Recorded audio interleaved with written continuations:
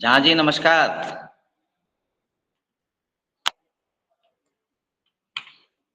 Hello sir एक minute sir, join करो है सर, वो लिंक ज्वाइन करिए। हाँ गेस्ट है, कुछ कह रहे हैं क्या? नमस्ते कर रहे थे।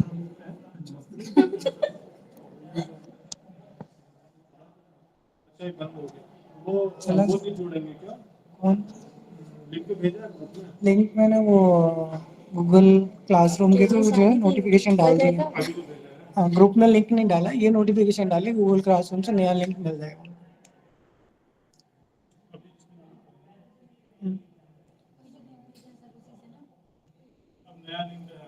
जी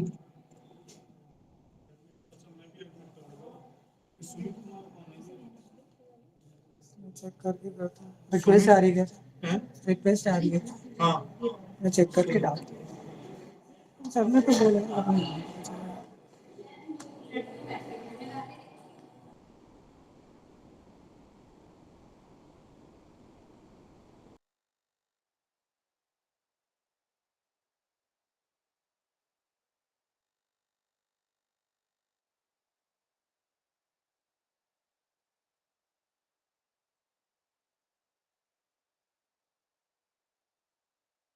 को पीपीटी मिल गया है मेरा।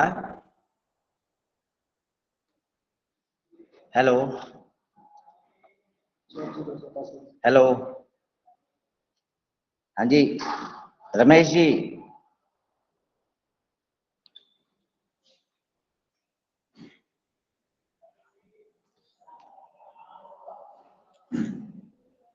वही रखो, जोड़ देंगे। हेलो हाँ सर नमस्ते। जी मेरा पीपीटी मिल गया क्या है? निकिता एक बार अमित से पूछना, नरेश शर्मा, डॉक्टर नरेश शर्मा जी का पीपीटी आया है क्या मेल से? एक मैंने मिनट में झांसी पूछ को लूँ भेजा, सर। विपिन झांसी जी को भेजा था। अच्छा, उनको विपिन भेजा है झांसी को। क्या? हाँ जी, ठीक। आप एक बार कर दीजिए। मैं कर रहा हूँ बात, है ना, आपको बताता हूँ एक मिनट में।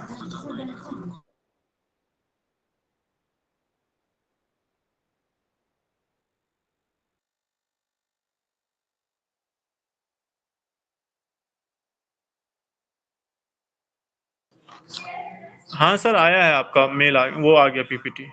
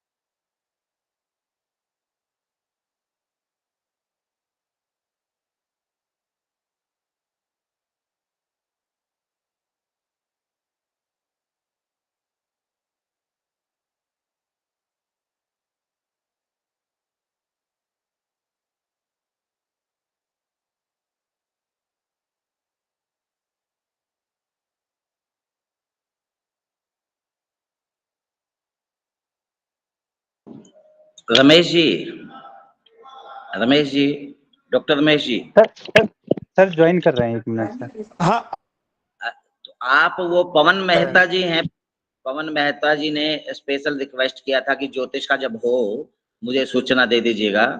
यदि संभव है तो उन्हें सूचना दे दीजिए कृपया करके। वह स्पेशल इच्छुक हैं, उन्होंने कहा था उद्घाटन में। ठीक है, ठीक है।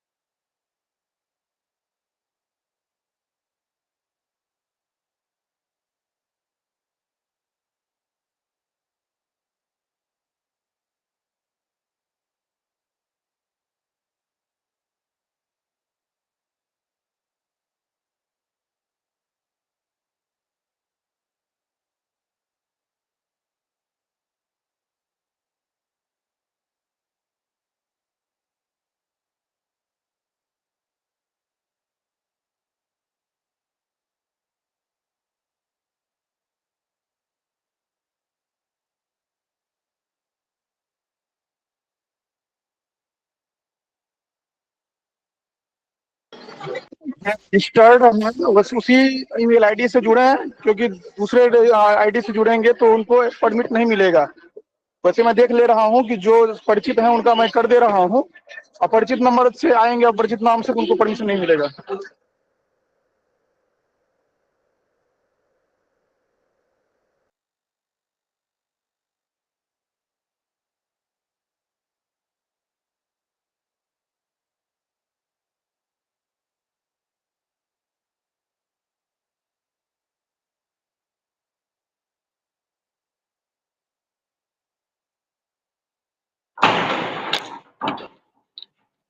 विपिन जी नमस्कार।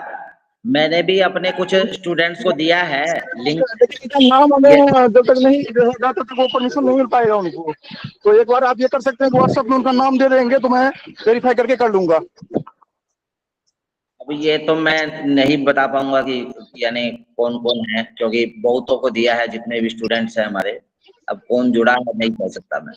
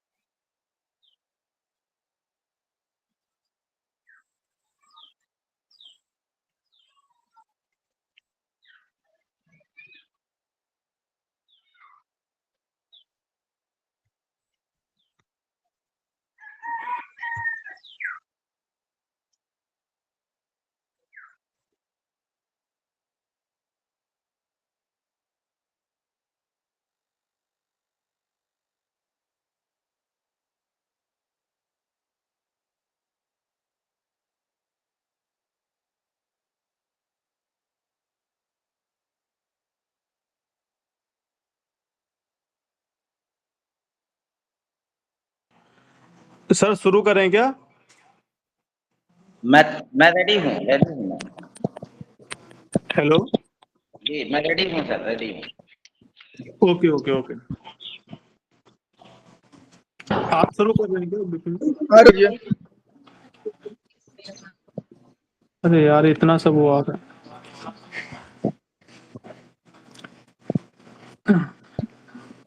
नमस्कार। संस्कृत वोकेशनल ट्रेनिंग मूक्स के व्याख्यान के क्रम में आप सभी का हार्दिक स्वागत एवं अभिनंदन है। आज का जो व्याख्यान है, इस व्याख्यान हेतु हमारे मध्य में डॉक्टर नरेश शर्मा जी उपस्थित हैं।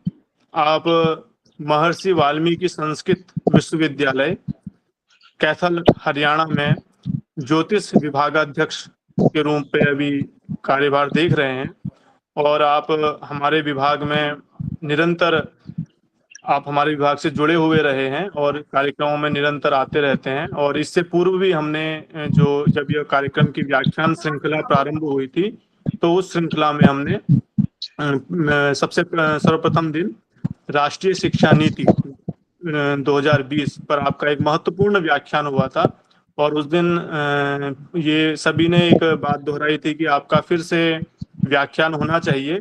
तो उसी श्रृंखला में आज ज्योतिष विषय पर कैसे मूक्स के पाठ्यक्रम निर्माण करने चाहिए, इस विषय पर आपका व्याख्यान हम सभी को मिलेगा। तो सर्वप्रथम मैं विभाग की ओर से एवं विश्वविद्यालय की ओर से आपका हार्दिक स्वागत एवं अभिनंदन करता हूं। और साथ ही इस कार्यक्रम में हमारे विभागाध्यक्ष प्रोफेसर रिपुसूदन सिंह भी सर भी जुड़ेंगे, वो जोड़ रहे होंगे। और मैं सर का भी हार्दिक स्वागत एवं अभिनंदन करता हूं। साथ ही हमारे संकायाध्यक्ष प्रोफेसर रामपाल गंगवार सर, वो भी अभी कार्यक्रम में जुड़ेंगे ही, तो उनका भी हार्दिक स्वागत एवं अभिनंदन करता हूं। साथ ही हमारे विभाग के सहयोगी डॉक्टर विपिन कुमार झा भी हमारे साथ उपस्थित हैं। मैं सभी का हार्दिक स्वागत और जितने भी प्रतिभागी हैं सभी से निवेदन करता हूं कि आज का जो महत्वपूर्ण व्याख्यान है शायद हम सभी इससे लाभान्वित होंगे। तो हम सभी अगले 30 मिनट 40 मिनट तक उनको सुने और उसके बाद जो हमारी जिज्ञासाएं उससे संबंधित हो उनसे अवश्य प्रश्न रखें, जिससे भविष्य में हम जब कभी पाठ्यक्रम निर्माण करें तो हमें जो हमारी जिज्ञासाएं हैं वो हमको उस समय लाभ दें। तो इतना कहते हुए मैं आज पुनः डॉक्टर नरेश शर्मा जी का स्वागत करते हुए उनको व्याख्यान के लिए आमंत्रित करता हूं। डॉक्टर नरेश शर्मा जी। रमेश जी, विभागाध्यक्ष महोदय और संकायाध्यक्ष महोदय को लिंक प्रेषित करवा दीजिएगा, चेंज हुआ है। ठीक है ठीक है ठीक है। आपका म्यूट है नरेश सर।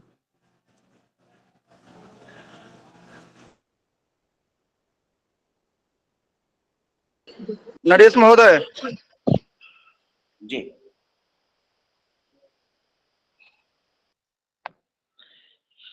ओम अचिंत्य व्यक्त रूपाय निर्गुणाय गुणात्मने समस्त जगदाधार मूर्ते ब्रह्मणे नमः। सर्वेभ्यो नमो नमः। आप सभी के चरण कमलों में मैं अपनी प्रणामांजलि निवेदित करते हुए अपने विषय को प्रस्तुत करता हूं। आज वोकेशनल ट्रेनिंग प्रोग्राम में मूक्स के अंतर्गत मैं कुछ एक विषय प्रस्तुत करना चाहता हूं। ज्योतिष की आवश्यकता क्या है और क्यों ज्योतिष हमको जानना चाहिए, और ज्योतिष जानकर क्या होगा, और इसमें कहां कहां मूक्स के पाठ्यक्रम का हम निर्माण कर सकते हैं जिससे समाज के लिए और ज्यादा इसका लाभ लिया जा सके। अभी पहली स्लाइड दिखा दीजिए कृपया करके। जब सृष्टि प्रारंभ हुई, स्लाइड चेंज कर जी, धन्यवाद। जब सृष्टि प्रारंभ हुई तो सृष्टि का एक लक्षण होता है, ज्योतिष की दृष्टि से उसका एक लक्षण है। ऐसे नहीं कि एकदम से प्रारंभ हुई और कोई अलग से आश्चर्य हुआ है, उसमें एक विशेष लक्षण होता है सृष्टि का प्रारंभ होने का।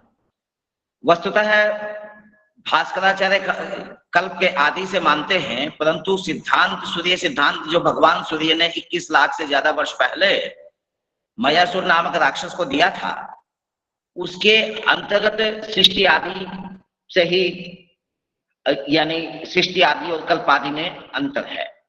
तो सृष्टि आदि का लक्षण क्या है? जब सूर्य आदि सभी ग्रह जब मेष के आदि बिंदु पे होंगे तो वही सृष्टि आदि है, यही सृष्टि आदि का लक्षण है। अब वह मेष के आदि बिंदु पे आए कहां से? वह क्या ग्रहों का भी निर्माण होता है, या ग्रह भी बनते हैं क्या, या राशियां नक्षत्र इत्यादि बनते हैं क्या? तो उसके लिए सूर्य सिद्धांत में एक भगवान सूर्य के द्वारा कहा गया है, ग्रहक्षदेव दैत्यादि सिद्धोस्य चराचरम कितादि वेदादि व्याप्ता शतगुणो वेद सागता। भगवान सूर्य ने बताया कि ब्रह्मा ने ग्रह ऋक्ष शब्द ज्योतिष में नक्षत्रों के लिए और राशियों के लिए, दोनों के लिए प्रयोग होता है। ग्रह, राशि, नक्षत्र और देव दैत्यादि को बनाने में और इस चराचर को बनाने में कितादि वेदादि व्याप्ता, कृत से 4 का अंक ग्रहण किया जाता है, अद्रि से 7 और वेद से 4, यानी 474 दिव्य वर्ष शतगना वेद सोगता।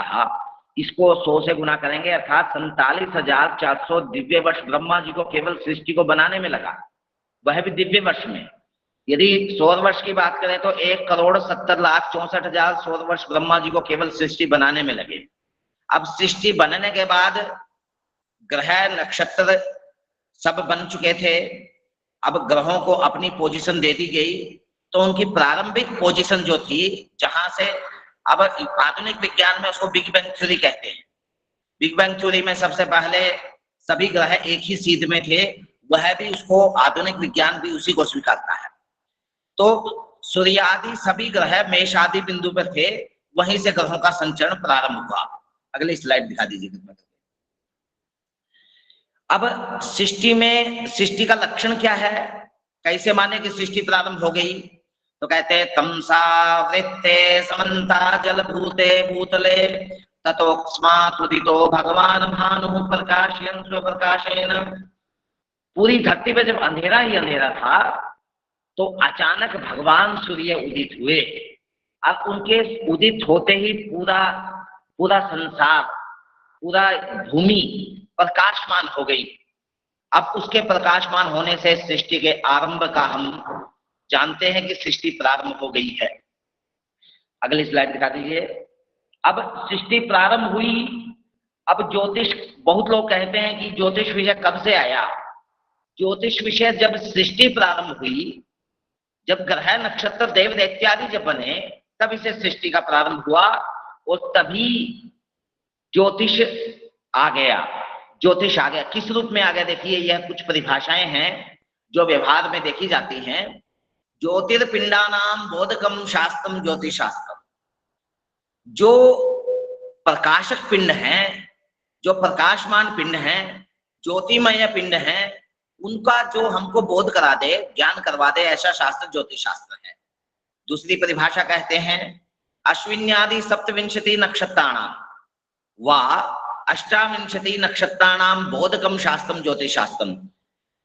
इसमें 27 और 28 नक्षत्रों में भेद यही है कि अभिजित नक्षत्र को भी यदि गणना करते हैं तो 28 नक्षत्र हैं, यदि अभिजित नक्षत्र की गणना नहीं करते तो 27 नक्षत्र हैं। अभिजित नक्षत्र को इंग्लिश में वेगा कहते हैं, जिसमें 3 तारे बिल्कुल एक सीध में रहते हैं। मध्य रात्रि के कुछ बाद लगभग सर के ऊपर वह देखने में मिल जाता है। अब यानी 27 नक्षत्रों का ज्ञान जिस शास्त्र से हो उसे ज्योतिष कहते हैं। सूर्यादि नवग्रहाणाम बोधकम शास्त्रम ज्योतिषास्त्रम विज्ञापकम शास्त्रम ज्योतिषास्त्रम। सूर्यादि 9 ग्रहों का जो ज्ञान करा दे उसे ज्योतिष शास्त्र कहते हैं। इतोपि कहते हैं कि सूर्यादि नवग्रहाणाम अश्विन्यादि सप्तविंशति नक्षत्राणाम व अष्टाविंशति नक्षत्राणाम बोधकम शास्त्रम। अब कंबाइंड कर दिया परिभाषा को कि सूर्यादि ग्रहों का भी ज्ञान करवाए और अश्विन्यादि नक्षत्रों का भी ज्ञान करवाए, उसे ज्योतिष शास्त्र कहते हैं। एक परिभाषा और ज्योतिष शास्त्र की आती है काल विधायक शास्त्रम ज्योतिष शास्त्रम। बहुत बार घड़ी पे बात होती है तो घड़ी की सीमा है, जो आपके हाथ में, हमारे हाथ में घड़ी बंधी हुई है, उसकी एक सीमा है, उसका एक लिमिटेशन है। 12 घंटे हो सकता है दिखाती हो, कुछ घड़ी विशेष होती हैं जिसमें 24 घंटे भी हो सकता है दिखाती हो, कुछ पे तारीख भी दिखाती हो। तो तारीख दिखाने पर 1 महीना अत्यधिक अवधि हुई, तो वहां पर अधिकतम अवधि घड़ी की समय प्रदर्शित करने की इकाई केवल महीना है। वर्ष इत्यादि या वर्षों में गणना करना हो तो वह घड़ी हमारी फेल हो जाएगी। परंतु भगवान ने जो घड़ी बनाई है, ब्रह्मा जी ने जो सृष्टि बनाकर जो घड़ी आकाश में फिट की है, उस घड़ी से हम निश्चित रूप से एक समय का ज्ञान कर सकते हैं। यदि हमें सभी ग्रहों की स्थिति पता हो तो एग्जैक्ट बिल्कुल एकदम से हम उसी समय में पहुंच जाएंगे, चाहे वह करोड़ों वर्ष पहले का ही समय क्यों ना हो। यह एक बहुत अद्भुत चमत्कार है इसमें। इसीलिए इस पे अगली स्लाइड दिखा दीजिए। अब ज्योतिष शास्त्र को जानने वाले आचार्यों के लिए क्या शब्द प्रयोग किया जाता है? कहते हैं उसको दैवज्ञ कहा जाता है, जो ज्योतिष शास्त्र को जान जाता है। यह ज्योतिषम जानाति स ज्योतिषी, व्यवहार में सामान्य रूप से कहा जो ज्योतिष को जानता है। और दूसरी परिभाषा में कहते हैं दैवज्ञ यह देवान जानाति सह दैवज्ञ है। अब देवाः के देवाः, अब किन देवों की बात कर रहा है? अब वेद में पहले ही कहा है हरि ओम अग्निदेवता वातो देवता सूर्यो देवता चंद्रमा देवता वसवो देवता दुग्धा देवता आदित्या देवता मरुतो देवता विश्वदेव देवता इत्यादि अनेकों ऐसे मंत्र हैं जो हमको बताते हैं कि ये देवता हैं, क्योंकि यह ददाति स देवः, जो हमको कुछ देता है वही देवता है, वही देव है। तो जो देवों को जान गया है, प्रकृति के उन बिंदुओं को जान गया है, वही दैवज्ञ है। एक परिभाषा और आती है जिसको ज्योतिषी के लिए एक शब्द प्रयोग किया जाता है संवत्सर। संवत्सर यह संवत्सरम जानाति, वस्तुतः बृहस्पतेः मध्यम राशि भोग कालेन संवत्सरः भवति। जब बृहस्पति राशियों में भ्रमण करता है, उसके भ्रमण करने से संवत्सर बनते हैं। संवत्सर में 2 अयन या 2 गोल या 2 क्रांति होती हैं, 6 ऋतुएं हैं, 12 मास हैं, हर मास में 2 पक्ष हैं, हर पक्ष में 15-15 तिथियां हैं। इस प्रकार से इस रहस्य को जो जानता है वही संवत्सर सूत्र कहला जाता है, उसी को संवत्सर कहा जाता है। अगला शब्द आता है हमारे पास गणकः। यह गणनाम जानाति करोति वा, जो गणना को करता है या जानता है उसे गणक कहा जाता है, जो ज्योतिषी का या दैवज्ञ का पर्याय है। कालज्ञ, जो काल को जानता है, काल को जानता है कि किस समय कौन सा अयन युग चल रहा है। उस युग में भी यदि हम संकल्प में लें तो कहते हैं कि श्वेतवाराह कल्पे, ब्रह्मा का जो दिन चला हुआ है वह कल्प, दिन को कल्प कहते हैं।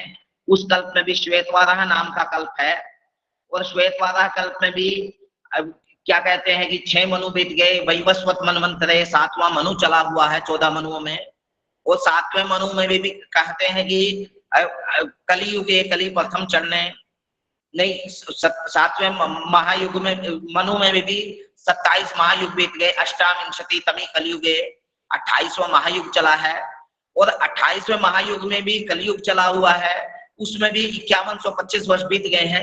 यह लंबी गणना को जो जानता है, जिसके आधार पर ग्रहों को बिल्कुल प्रत्यक्षीकृत करवाता है, उसे ही कालज्ञ कहा जा सकता है, उसे ही ज्योतिषी कहा जाएगा। दैव चिंतकः, संहिता पारगः पारगश्च दैव चिंतकः, जो संहिता पदार्थों को जो जानता है।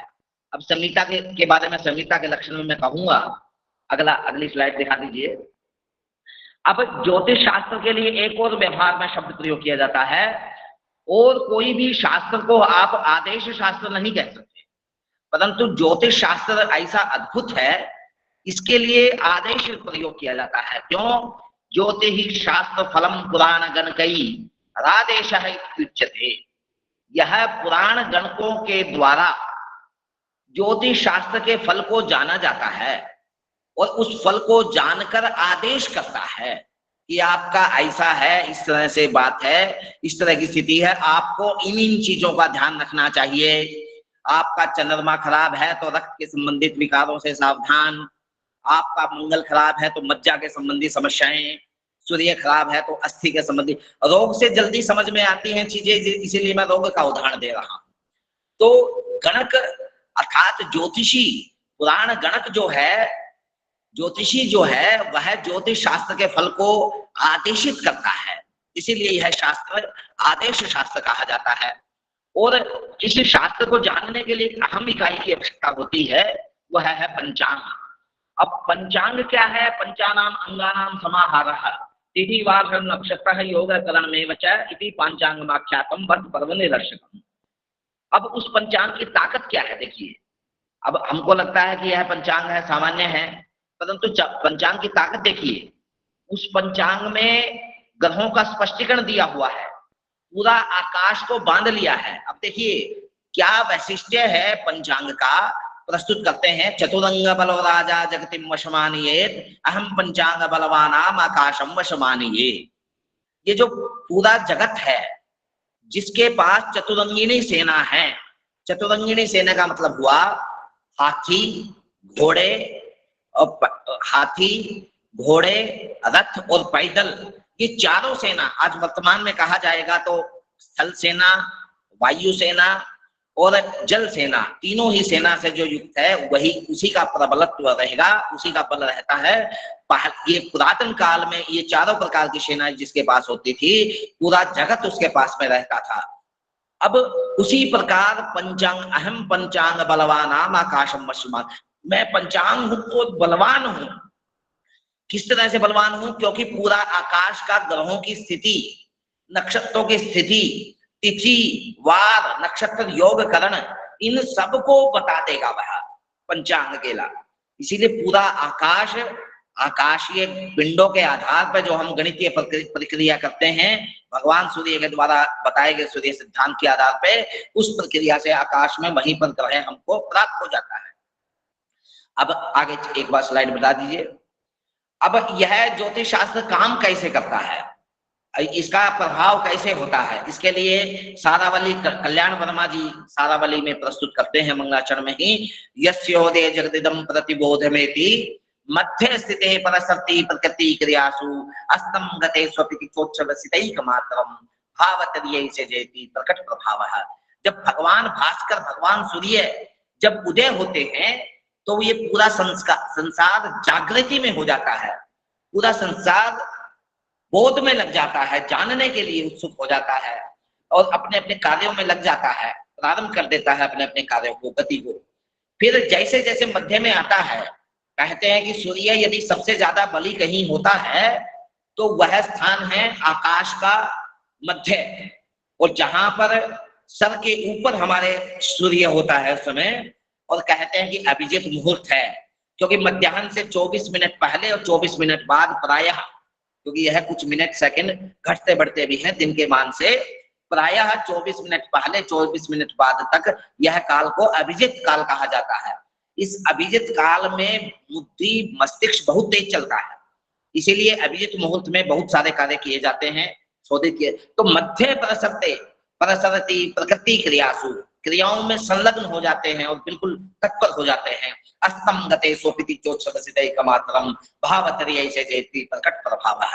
जब अस्तंगत होता है तो ये पूरा संसार बिल्कुल विराम की अवस्था में आ जाता है और धीरे धीरे शांति की अवस्था में अर्थात निद्रा लेने के लिए तत्पर हो जाता है, जिससे वह पुनः अगले दिन अपनी ऊर्जा के साथ उस कार्य को संपादित कर सके। यह 3 प्रत्यक्ष प्रभाव भगवान सूर्य के प्रस्तुत हैं, जो सूर्य के उदय होने से लेकर हमको कहे गए हैं। अब अगली स्लाइड दिखा दीजिए प्लीज। अब ज्योतिष शास्त्र के क्या ब्रांचेज भी है, क्या कुछ अलग अलग टाइप से अलग अलग ब्रांचेज कही है। ज्योतिष शास्त्र अनेक भेद विषयम स्कंधत्रयाधिष्ठितम। ज्योतिष शास्त्र के अनेक भेद हैं, परंतु 3 टॉप 3 दिए हैं, उनको स्कंद के रूप में कहते हैं। तत्काल संज्ञोपनयनस्य नाम मुनिभिः संकीर्त्यते संहिता। संहिता यानी प्रकृति के बारे में जितना वर्णन है, पेड़ पौधों के बारे में जितना वर्णन है, शकुन शास्त्र के बारे में जो वर्णन है, और भूमि के नीचे क्या जल है या नहीं है, आकाश के बारे में वायु के द्वारा फल करने की विधि, और वृष्टि के संबंधित वेपोरेशन इत्यादि विधि से जो आकाश में जल संचित होकर मेघ का रूप लेता है, उसके प्रवर्षण के संबंधी जानकारी, यह सब संहिता विषयों के अंतर्गत कहा जाता है। जो 3 स्कंद कहे हैं, उन 3 स्कंदों में सिद्धांत संहिता और थोड़ा में संहिता होता है, जिसमें ये सारे विषय हैं। और सिद्धांत वह है जो सृष्टि के आदि से गणना करते हुए आज के ग्रह को स्पष्ट करके आपके सामने दे देता है, जिस ग्रह स्पष्ट के द्वारा मनीषी लोग, काल वेता लोग, दैवज्ञ लोग शुभाशुभ फल को कहते हैं। अब होरा स्कंद का क्या है? होरा स्कंद अहोरात्र शब्द से आया। अहोरात्र शब्देन भवति होरा, अद्यंत वर्ण लोपात भवति होरा। अब अहोरात्र शब्द अर्थात दिन रात, अहश्च रात्रिश्च, दिन और रात का जो कॉम्बिनेशन है उसे अहोरात्र कहते हैं। उसमें आ और त्रय का जब लोप होता है होरा शब्द बनता है, अर्थात दिन रात में जो शुभाशुभ घटना होने वाली है उसके संबंधित जो शास्त्र है उसे होरा शास्त्र कहते हैं। आजकल वर्तमान में इसको जातक शास्त्र के रूप में भी प्रायः स्वीकारा जा रहा है। वस्तुतः प्रश्न लगन इत्यादि में भी इसका प्रयोग होता है, इसीलिए होरा का मतलब हुआ दिन रात में होने वाले शुभाशुभ फल के ज्ञान के लिए।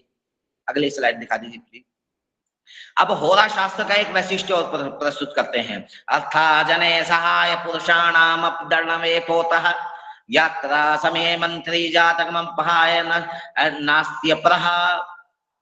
अब क्या कहते हैं? अर्था जने सहाय, ये आपको धन कमाने में सहायता दे देगा। कैसे? हमको पता है बारिश ज्यादा होगी, तो इस तरह की फसल का हम चुनाव कर सकते हैं कि जिसमें बारिश ज्यादा चाहिए। अब हमको पता है बारिश कम होगी, तो हम उस तरह की फसल का ज्ञान कर सकते हैं। अब पता है यह व्यक्ति का पंचम भाव में मंगल है तो बहुत क्रूर स्वभाव का होगा, लगन में मंगल है तो बहुत क्रूर स्वभाव का होगा। तो क्रूर स्वभाव का आतंकवादी भी बन सकता है, कसाई भी बन सकता है। ज्योतिषी के पास आया तो निश्चित रूप से वह डॉक्टर बन जाएगा कि आप डॉक्टर बनो भैया, इसको डॉक्टरी फील्ड में ले जाओ, क्योंकि इसका नैसर्गिक गुण है चीरफाड़, क्रूरता इसका नैसर्गिक गुण है। इसको आर्मी में भेजो, फौज में भेजो, क्योंकि शत्रु पे सीने पे गोली तानते हुए यह हिचकिचाएगा नहीं।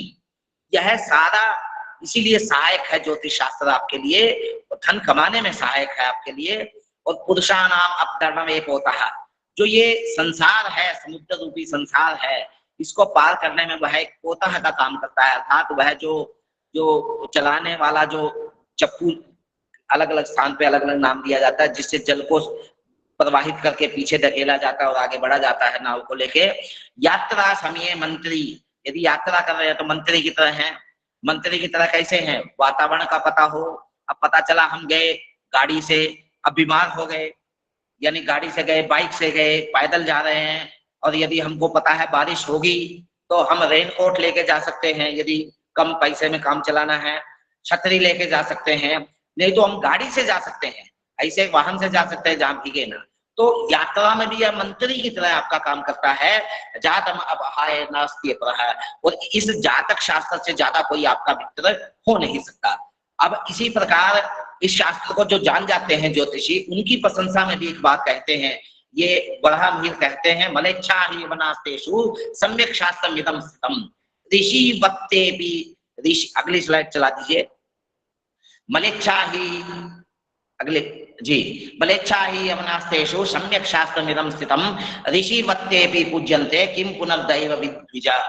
अब कहते हैं कि मलेच्छ आदमी, मलेच्छ कहा जाता है जो सोच निवृत्ति के बाद जल से उसको शुद्ध नहीं करता।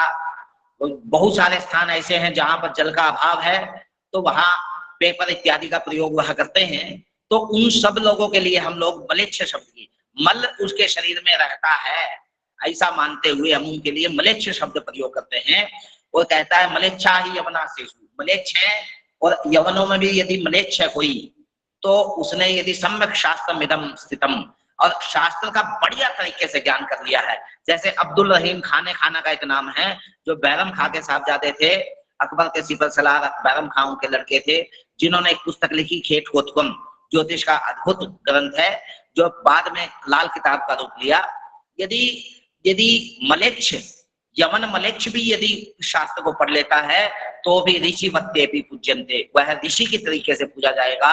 और पुनर्दैव दैवविद द्विजा, और यदि शुद्ध आचरण वाला, जिसकी दिनचर्या बहुत शुद्ध है, यदि उसने शास्त्र को पढ़ लिया तो फिर कहना ही क्या है, सोने पे सुहागा हो जाएगा। और क्या ज्योतिषी आपके लिए कर सकता है? न तत्सहस्त्रम करीनाम, जो 1000 हाथी आपके लिए नहीं कर सकते। वाजीनाम च चतुर्गुणम, और 4000 घोड़े जो आपके लिए काम नहीं कर सकते। करोति देश कालज्ञो यथैको दैव चिंतकः, अकेला देश काल को जानने वाला।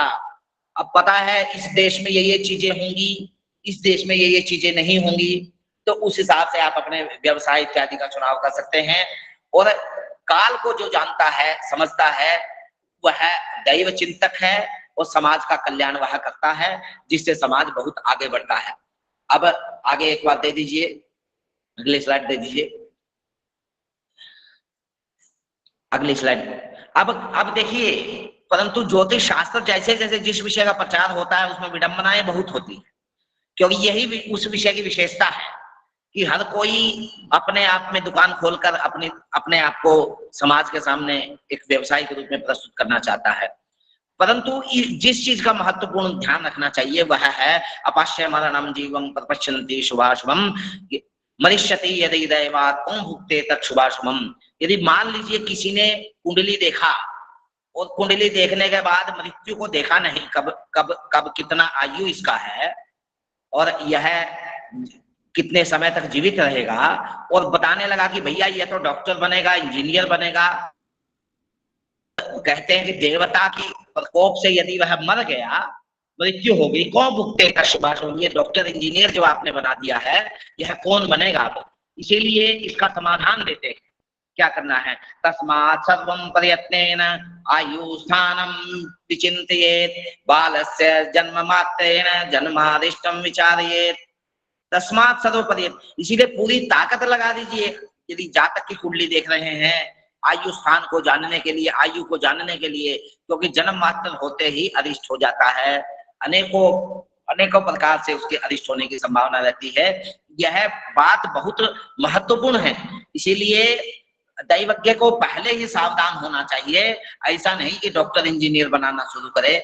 और अब देखिए ज्योतिष शास्त्र का एक डायमेंशन, अगले स्लाइड दिखा दीजिए।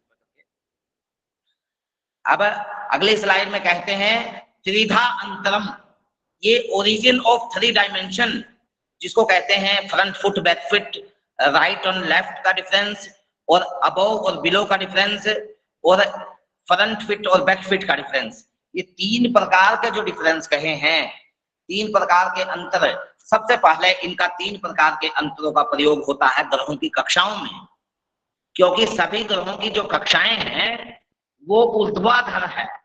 शनि की कक्षा सबसे दूर है, चंद्रमा की कक्षा सबसे नजदीक है, शनि के बाद गुरु की कक्षा है, उस तरह क्रम है कक्षाओं का। सबसे नजदीक चंद्रमा की कक्षा है भूमि के, तो ऊर्ध्वाधर अंतर होगा। दूसरी चीज है ग्रह जो पूर्व और पश्चिम, ग्रहों में परागतित्व है, क्योंकि ग्रह हमेशा पूर्वाभिमुखी गति करता है। अब पूर्व की ओर वह जाता है, उसका डेस्टिनेशन पूर्व है, क्योंकि पूर्व की ओर जब वह जाएगा तो पूर्वाभिमुखी वह गति करता है, जिससे पूर्णिमा और अमावस्या इत्यादि तिथियां बनती हैं और अन्य तिथियां उसमें बनती है। दक्षिणोत्तर अंतर, ये दक्षिणोत्तर अंतर क्या होता है, इसमें ग्रह अपनी कक्षा में घूमते हुए दक्षिण की ओर कुछ कर्व करता है, जिसमें राहु और केतु जिसको कहते हैं, या हर ग्रह का अलग अलग है, जिसको पात कहा जाता है। सूर्य जिस कक्षा में घूमता है उसे क्रांतिवित, और चंद्रमा जिस कक्षा में घूमता है उसको चंद्रमंडल कहते हैं। ये दोनों जहां पर ज्वाइंट करते हैं पूर्व में, उसे राहु और पश्चिम में केतु कहते हैं। इनका मूर्त रूप में दर्शन होना संभव नहीं है। अगली स्लाइड। अब 3 डायमेंशन यदि कहीं पैदा हुआ, 3 डायमेंशन का प्रस्तुति यदि कहीं है, तो वह यहाँ पर ज्योतिष शास्त्र में ग्रह स्पष्टीकरण प्रक्रिया में ग्रहों को जानने के उपक्रम में वह 3 डायमेंशन प्रस्तुत होता है। अब इसी में अब अगला जो टॉपिक है वह कहते हैं कि आर्टिफिशियल इंटेलिजेंस, यानी आर्टिफिशियल इंटेलिजेंस क्या है। आर्टिफिशियल इंटेलिजेंस क्या है, देखिए वर्णों के आधार पर या स्वर व्यंजनों के आधार पर या शब्दों के आधार पर या वाक्यों के आधार पर अंक को ग्रहण करना, यह एक आर्टिफिशियल इंटेलिजेंस का एक रूप है। अब गूढ़ रूप से यदि आप किसी को कुछ मैसेज भेजना चाहते हैं और वह मैसेज अंकों में है, तो देखिए कैसे भेजा जा सकता है। सभी स्वरों के लिए 0 लिया जाएगा, जितने भी स्वर हैं उनका अंक 0 लेना है, ऐसा जैमिनी सूत्र में महर्षि जैमिनी कहते हैं। अब देखिए कवर्ग, का के लिए 1, खा के लिए 2, गा के लिए 3, घा के लिए 4, अंगा के लिए 5, और इसी प्रकार चवर्ग में 6 से 10, टवर्ग में 11 से 15, टवर्ग में 16 से 20 और पवर्ग में 21 से 25 तक की गणना हम ये 5 वर्गों में करते हैं।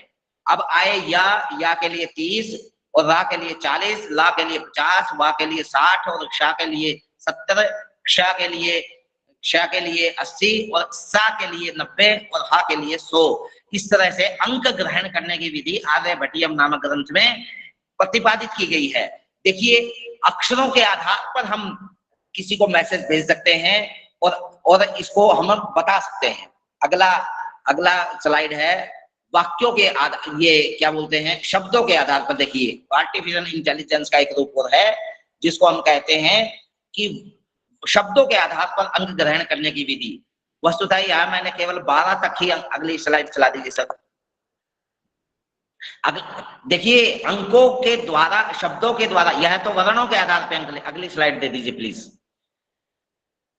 हाँ जी धन्यवाद। अब ये देखिए रूप कहने से 1 अंक ग्रहण करते हैं, भूमि कहने से 1, इंदु से 1, उसी तरह अक्षी यानी नेत्र, अक्षी से 2 का, यम से 2, यमराज और शनि दोनों को यम कहा जाता है। अग्नि उसी तरह अग्नि, जठराग्नि, बड़वाग्नि, दावाग्नि से 3, और गुण सत्व रज तम 3 गुण है, तो गुण शब्द। और राम बलराम परशुराम, ये 3 राम हुए हैं। इसी तरह कृत 4, कृत युग के 4 पाद होते हैं धर्म के 10 पाद में, और अर्णव यानी महासागर 4 हैं, वेद 4 हैं। ये फिर बाण शब्द से 5, कामदेव के 5 बाण हैं, इन्हीं को अर्थ कहते हैं। और अर्थ और विषय एक ही है, क्योंकि जो हमारी कर्मेंद्रियां जिस मैसेज को कन्वे करती है, कंसीव करती है, वही विषय है, वही अर्थ है। तो इसीलिए इंद्रियां से भी 5 लेते हैं, बाण से भी, अर्थ से भी और विषय। वो कहते हैं, एक बाण बता देता हूँ, यो नैनों से चलाओ ना बाण जी। 5 बाणों में एक बाण नैन भी है।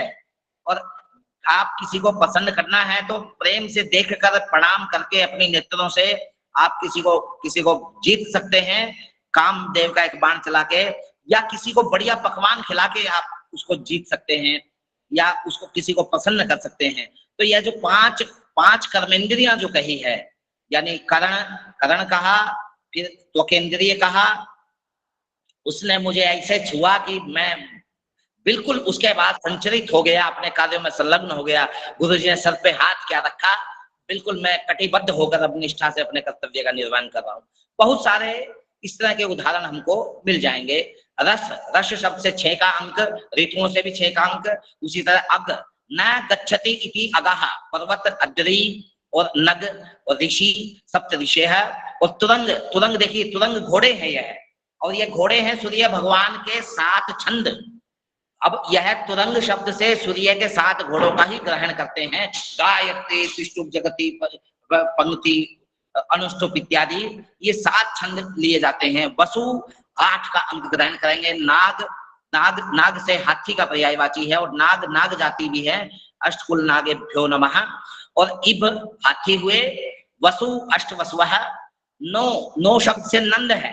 ये नंद यानी नंदनी आदि 9 प्रकार की गायें हैं, इसीलिए नंद एक उपाधि हो जाती थी। जिसके पास 9 की 9 कैटेगरी की गायें होती हैं वही नंद कहा जाता है। इसीलिए नंद से 9 का, गो से 9 का, गो शब्द ग्रह और गायें दोनों के लिए है, 9 का ग्रहण करेंगे। रंध्र शरीर में जो 9 छिद्र हैं, मतलब 9 छिद्रों को रंध्र के लिए अग्ग लेते हैं। दिग 10, रुद्र 11, शिव 11, ईश 11, और इसी तरह द्वादश आदित्य। यदि आप कहेंगे कि 40 तक की संख्या भी कहे जाए तो कही जा सकती है। केवल मैंने स्थालिका पुराक न्याय से कुछ आपको प्रदर्शित करने का प्रयास किया है कि कैसे आर्टिफिशियल इंटेलिजेंस को हम शब्दों के आधार पर प्रयोग कर सकते हैं अंकों में। अब देखिए, आर्टिफिशियल इंटेलिजेंस में ही हम एक शब्द ले रहे हैं, युगेश्वर सूत्राणाम खा चतुर्दांडवा पूजा की गुरु शिद्राणाम भगना पूर्वयाई नाम। यहाँ पर इस श्लोक में एक महायुग में अर्थात 43,20,000 सौर वर्षों में सूर्य के द्वारा किए जाने वाले 12 राशियों के चक्र का मान दिया है। यानी 12 राशियों का चक्र सूर्य 43,20,000 वर्षों में कितनी बार लगा लेगा? सूर्य, बुध और शुक्र। तो कहते हैं खा चतुष्क 4 शून्य, रदा देखिए, रदा आ गया, रदा नाम दंता, 32 दंता। प्रायः 32 दांत बहुत कम लोगों के होते हैं, जिसके होंगे उसकी बात प्रायः सत्य होती है, क्योंकि जितना हमारा फोर्स उच्चारण में जाना चाहिए उतना ही फोर्स जाता है, इसीलिए उसका उच्चारण शुद्ध होगा। और वह किसी को भी बुलाएगा, किसी को भी चाहेगा, किसी को कुछ भी कहेगा तो हर व्यक्ति देने के लिए तत्पर हो जाएगा, उसकी सहायता के लिए तत्पर हो जाएगा। 32 दांत जिसके हैं। और अर्णव यानी महासागर, अल्टार्कटिक, अरब महासागर, हिंद महासागर और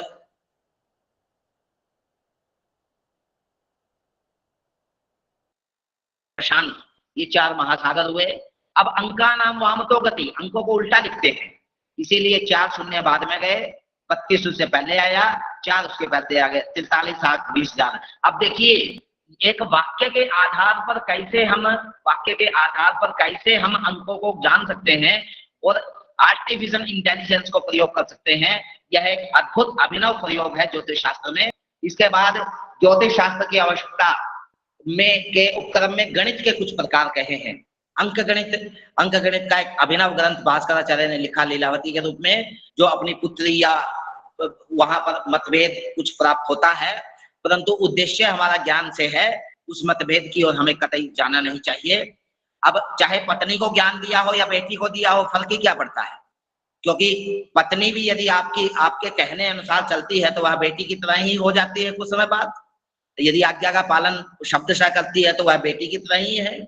और आत्मजा, जब आपकी आत्मा उसमें समाहित होती है तो वह आत्मजा का रूप ही ले लेती है। तो इस प्रपंच में हमें पढ़ना ही नहीं। लीलावती नाम का ग्रंथ भास्कराचार्य ने प्रतिपादित किया, जिससे अंकों को जानने की अभिनव विधि उसमें दी हुई है, जो आज का गणित शास्त्र का आधार है। बीजगणितम, बीज गणित में बीज नाम अक्षर, बीज नाम अव्यक्त, इसी को अव्यक्त गणित और बीज गणित भी कहा जाता है।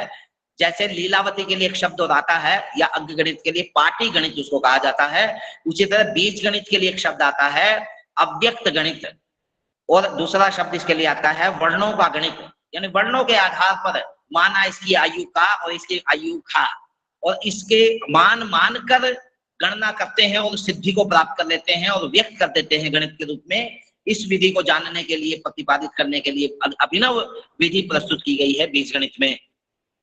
अब उसके बाद गणित के और अवयव हैं रेखा गणित, गोलीय रेखा गणित और चापीय रेखा गणित। यह गणित के ही अवयव हैं, गणित के कुछ डिविजन्स समझ लीजिए, जिनके आधार पर आप ग्रहों का चाहे मकान बनाना है तो आपको इसकी जरूरत पड़ेगी, यदि आपको ग्रहों को मापना है तो आपको इसकी जरूरत पड़ेगी।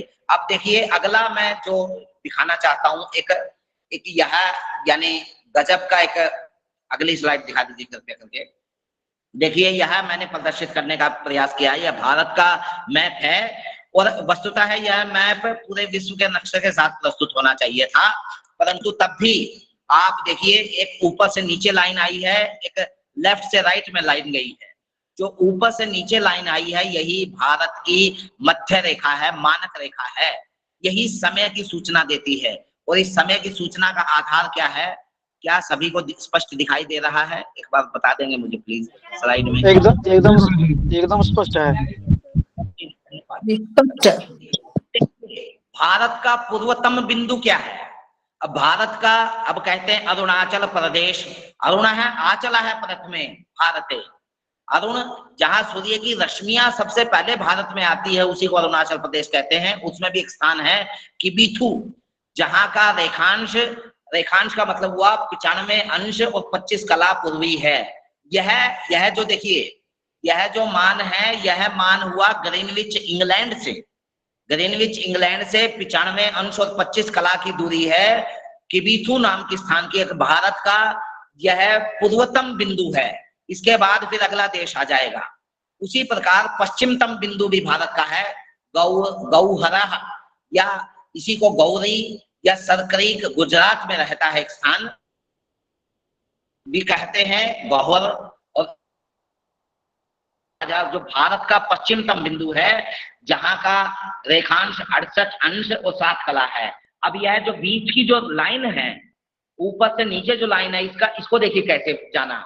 95 अंश 25 कला में 68 अंश 7 कला जोड़ दिया और 2 से भाग कर दिया, तो यह भारत की मानक रेखा हुई। हर देश का इसी प्रकार से मानक रेखा निकाली जाती है, जिससे उस देश का समय निर्धारित होता है।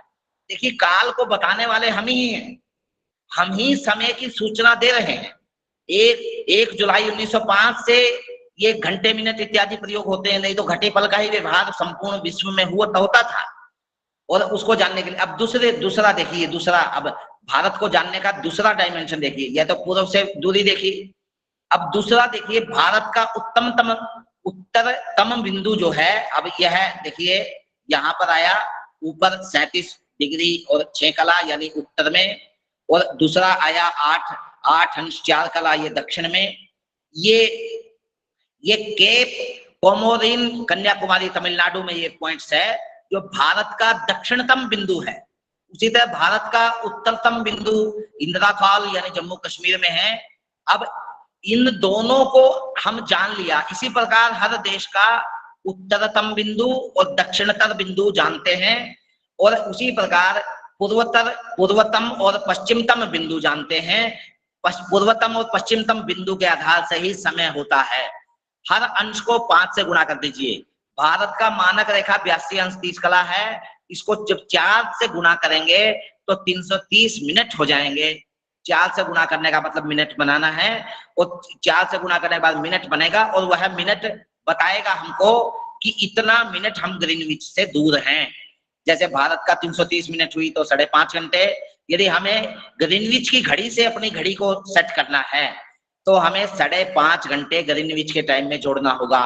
एक अद्भुत है। देखिए इंग्लैंड में जाने वाले को कुछ नहीं करना, कमाल का खेल है।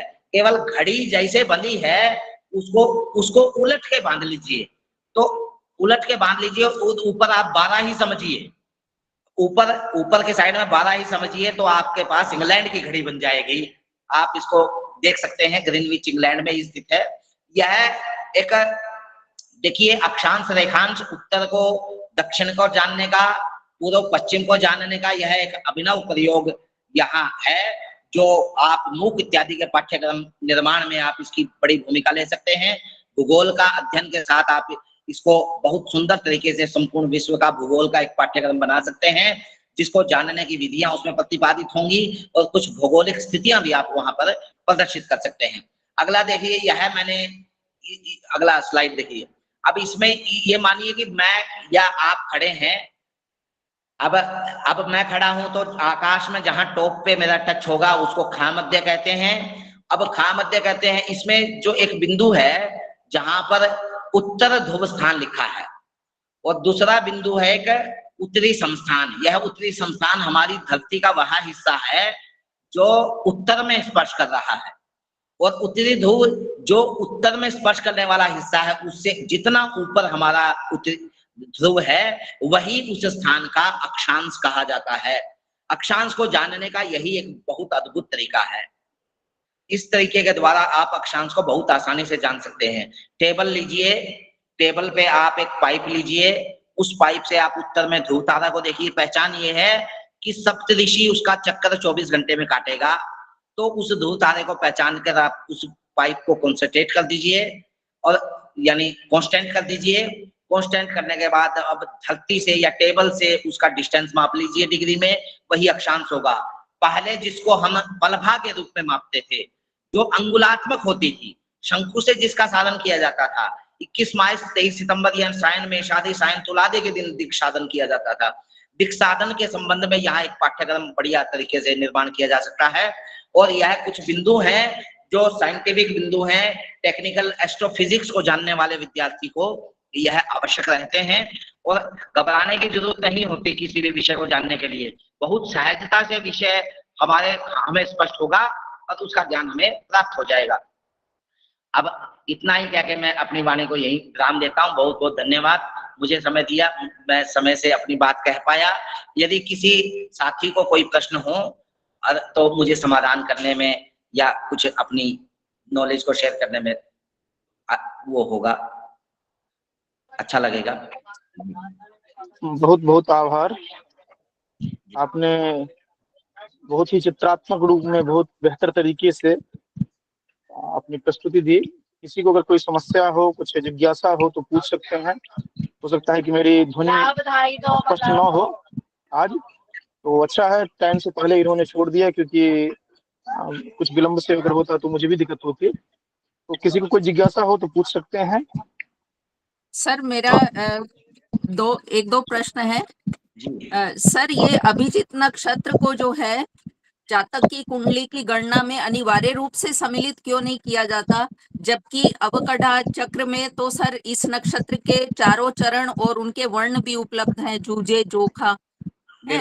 और सर दूसरी बात कि अवकड़ा चक्र का के नामकरण का मूल क्या है। और सर तीसरा प्रश्न ये है कि आपने लाल किताब की चर्चा की, तो ऐसा भी माना जाता है कि लाल किताब जो है वो रावण के रचित है। आपने कुछ और नाम बताया था, तो इसको कृपया इन तीनों प्रश्नों का समाधान करें। जी अमित, अंतिम कर लेना है अब। नहीं, मैं संक्षेप में ही कहूंगा। जहाँ जी बहुत बहुत अद्भुत प्रश्न आपका है, आपको प्रणाम है, आपके इन प्रश्नों को भी प्रणाम है। देखिए, यानी जो अक्षरों का जो विन्यास करने का, जो स्थापन करने का जो प्रक्रम है, उस प्रक्रम में बहुत महत्वपूर्ण है। यदि हम तानसेन के रागों को देखेंगे, उन रागों में एक समय निश्चित होता था और एक समय के साथ साथ दिशा की तरफ मुंह करना निश्चित होता था। जैसे एक शब्द आता है उदकम, उदाकामा। अब इस शब्द में कहीं से तोड़िए, उदक मैंने भी जल, उद मैंने भी जल, तक मैंने भी जल, कम मैंने भी जल, कहीं पर लीजिए तो इसमें यानी यूज होने वाले जो वर्ण हैं वो सारे जल को देने वाले हैं। इसी प्रकार 5 के 5 तत्व जो भूमि पर रहने वाला व्यक्ति है उन 5 तत्वों से प्रभावित होता है, और 5 तत्वों से प्रभावित होने से उसके जीवन में शुभाशुभ फल की अभिवृद्धि होती है और उसको वह दूर भी कर सकता है। इसी तरह मंत्रों का उच्चारण करते हैं। अब रावण ने जटाटवी गलज्ज्वल कहा, और वहीं राम जब स्तुति कर रहे हैं तो नागेंद्र हाराय त्रिलोचनाय कह रहे हैं, तो उसका उच्चारण भी महत्व रखता है और वह स्थान भी महत्व रखता है। अश्विनी का जहां पर प्लेस है, जितना अश्विनी ने तीन तारों में जो अपना स्पेस लिया है, उस स्पेस के अंतर जो अक्षर हैं वह चू चे चोला है। तो इसीलिए वहां पर मुख करके यदि आप चू चे चोला के संबंधित कुछ करना चाहते हैं, नक्शों के संबंधित, तो वह प्रभावी होगा। दूसरा आपका जो प्रश्न है वह भी बहुत प्रशंसनीय प्रश्न है।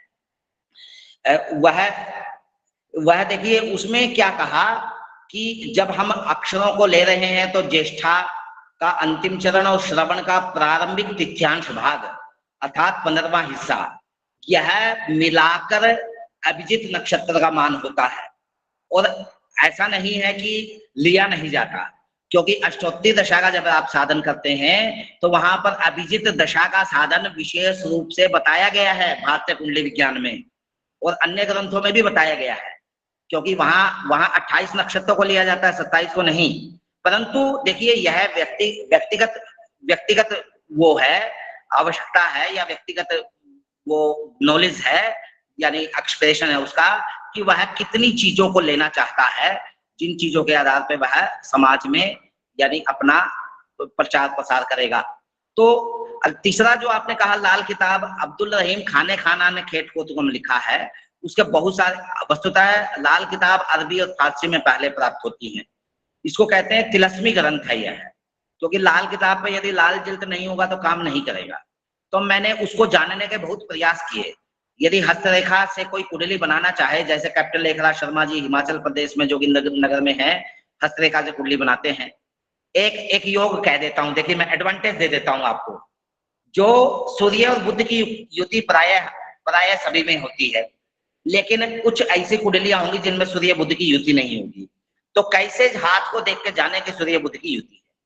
क्योंकि हाथ में देखिए अंगूठे के मूल भाग में ऊर्ध्व मंगल का स्थान है। यदि यहाँ पर चतुर्भुज बना तो कहते हैं शुद्ध मंगल है, अर्थात बुध और सूर्य की युति निश्चित रूप से होगी।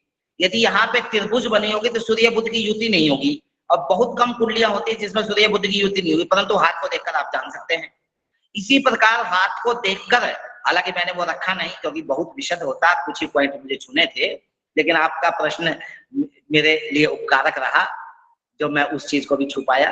तो देखिए मतभेद किंवदंतियां रहती हैं, परंतु अस्तित्व उस विषय का है जिस विषय के सत्व के आधार पर, ज्ञान के आधार पर हम समाज का कल्याण करते हैं और अपने आप को भी प्रतिष्ठापित करते हैं, ज्योतिष शास्त्र की प्रतिष्ठा को आगे बढ़ाते हैं।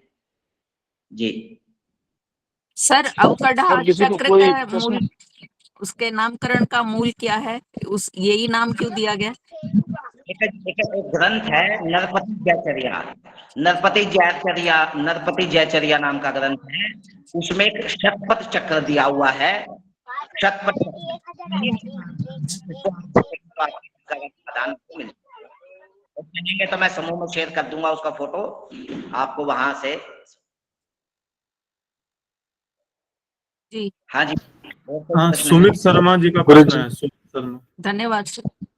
जी जी 40 प्रश्न गुरु जी, जैसा हमने बीच में एक आर्टिफिशियल इंटेलिजेंस का एक विषय जाना, उसमें हमने अंकों को जाना कि किसी शब्द से संबंधित हमें अंकों की जो संरचना दी गई है वो हमें ग्रंथों से प्राप्ति। परंतु आज आधुनिक समय में हम एक चीज देख रहे हैं कि एक न्यूमरोलॉजी नाम से विषय चल रहा है। क्या उस न्यूमरोलॉजी का कोई आधार है जो हमें फलादेश के दृष्टिकोण से सहायक हो? देखिए आधार तो है ही, क्योंकि न्यूमरोलॉजी का आधार तो 1 से 9 तक के अंक हैं, क्योंकि उस आधार के बिना तो वह गणित होगा ही नहीं। क्योंकि अंतिम के 5 अक्षर भिन्न होते हैं, प्रारंभिक के 5 अक्षर प्राय कॉमन होते हैं। अंतिम के 5 अक्षरों का सिस्टमैटिक यदि अरेंजमेंट है, क्योंकि अरेंजमेंट का मतलब होता है बिलो से हाइट की ओर जाना।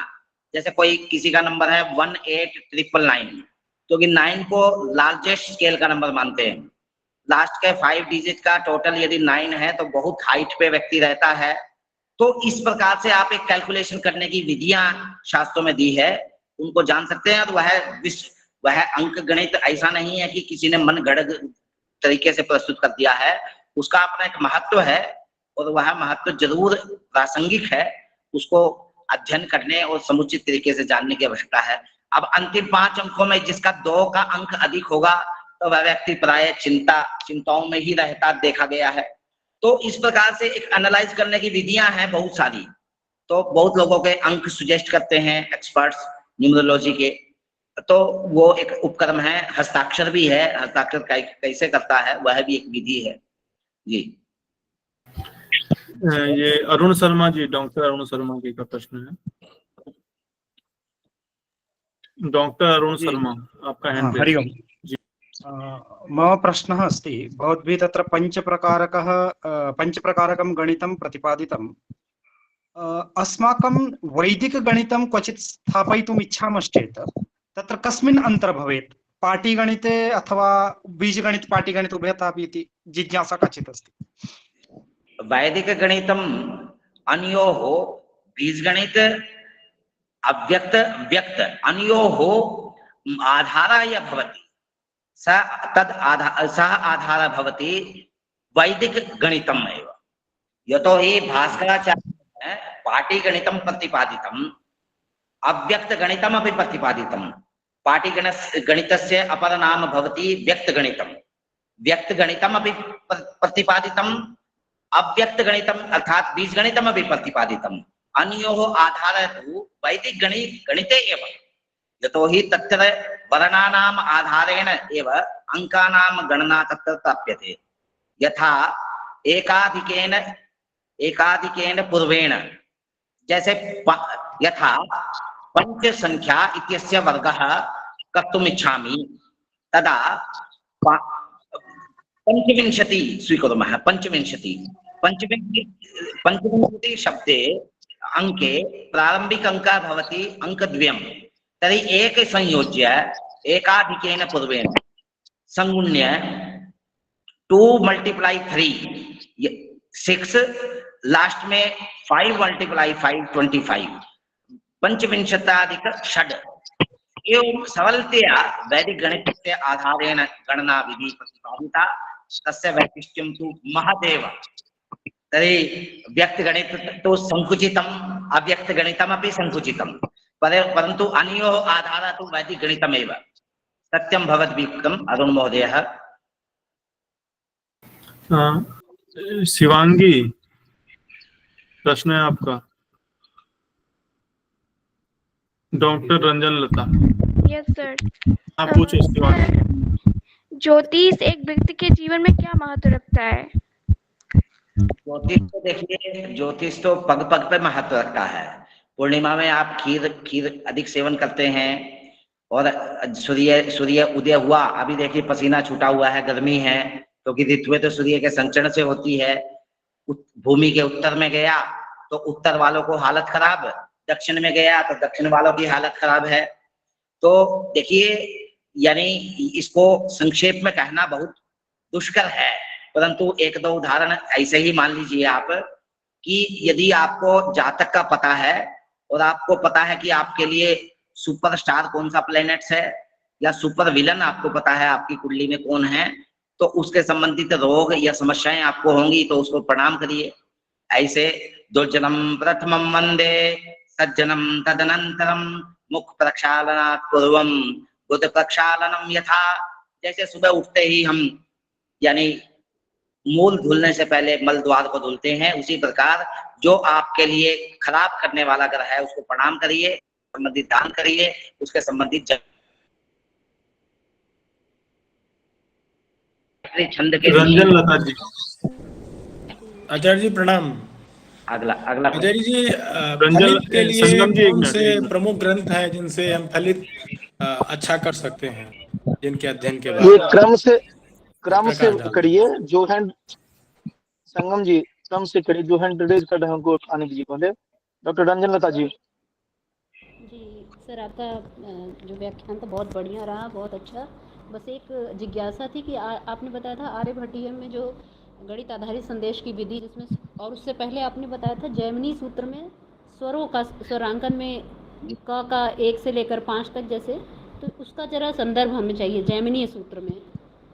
जी, मैं यदि झा जी कहेंगे तो मैं पीडीएफ दोनों ही ग्रंथों का पीडीएफ झा जी को भेज दूंगा, वो दोनों ग्रंथ आपको उपलब्ध हो जाएंगे। हाँ सर, आज्ञा PDF। दें। अवश्य अवश्य अवश्य अवश्य। नरपति जयचर्या में किसी ने पूछा था जो अंश चक्कर, उसका भी मैं पीडीएफ आपको भेज दूंगा, तीनों जी ग्रंथ। जी, बहुत धन्यवाद। संगम वाजपेयी। जी आचार्य जी, सादर प्रणाम। मैं निवेदन करना चाहूंगा कि फलित के लिए वो कौन से ग्रंथ हैं ज्योतिष के जिनको पढ़ने से अच्छा फलित किया जा सकता है? देखिए, यह बहुत जटिल प्रश्न है, क्योंकि हमने 50 से अधिक ग्रंथ तो जरूर मैंने पढ़ लिए होंगे आद्योपांत, परंतु ये एक अपने आप में जटिल है। परंतु इस विषय में बहुत अद्भुत अभिनव कार्य किया है एक बाबूलाल ठाकुर हैं हिंदी में। बाबूलाल ठाकुर ने एक सचित्र ज्योतिष शिक्षा नाम का ग्रंथ है, उसी में पहला खंड है ज्योतिष, प्रारंभिक ज्योतिष शिक्षा, वह है।